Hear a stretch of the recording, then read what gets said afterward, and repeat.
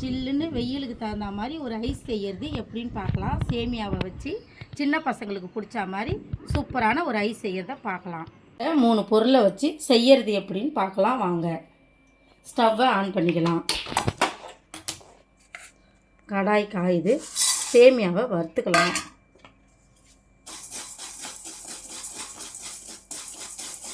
ரொம்ப வறுக்கணும்னு அவசியம் இல்லை. வறுத்த சேமியா தான், லைட்டாக வறுத்தா போதுங்க. எடுத்துடலாம். வறுந்துடுச்சு. எடுத்து ஆற வச்சுக்கலாம். ஆறட்டும். காய்ச்சின பால் தான். இந்த பாலிலே இப்போ இந்த சேமியாவை வேக வைக்க போகிறோம். பாலை ஊற்றிக்கலாம். காய்ச்சின பால் தான், ஊற்றிக்கலாம்.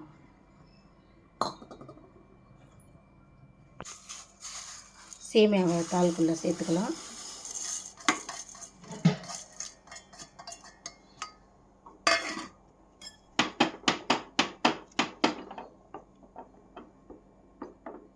அப்படியே கொஞ்சம் நல்லா தொலை விட்டுக்கிட்டே இருந்தோம்னா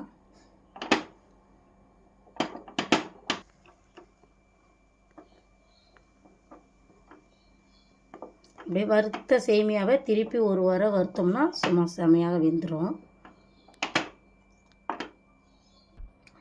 சும்மா செய்கிறோங்க. லீவில் எங்கள் பேர பிள்ளைங்கள்லாம் வந்திருக்காங்க. அதனால் போர் அடிக்குது, ஏதாச்சும் செஞ்சு கொடுங்க ஆயானுச்சிங்க. அதனால் செய்கிறேன். சேமியா வெந்துடுச்சு. ஸ்டவ் ஆஃப் பண்ணிடலாம். சர்க்கரையை போட்டுக்கலாம். சர்க்கரை நல்லா கரையட்டும். கலரி விட்டுனே இருக்கலாம்.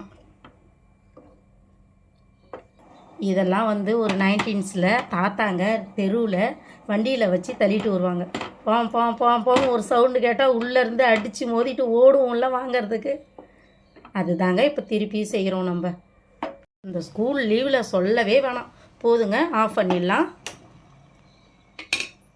என்னென்ன கலர் தேவையோ, என்னென்ன ஃப்ளவர் தேவையோ அதுக்கு தகுந்த மாதிரி கொஞ்சம் கொஞ்சமாக எடுத்து கலர் கலந்து ஊற்றிக்கலாம். கலர் சேர்க்குறேன்.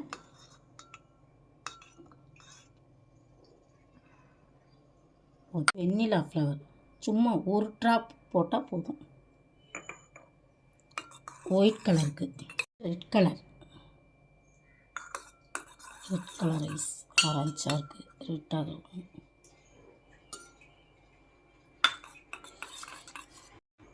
ரெடி ஆகிடுச்சிங்க. இதை க்ளோஸ் பண்ணி 2 மணி நேரம் ஃப்ரிட்ஜில் வச்சுட்டு பார்க்கலாங்க. ரெடி ஆகிடுச்சி. 2 மணி நேரத்தில் ஐஸ் ரெடி ஆகிடுச்சி. Ice kulfi ice red colour சேமியா ஐஸ் ரெடி.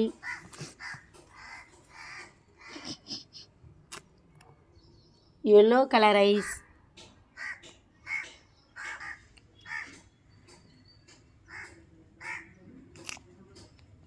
ஆரஞ்சு.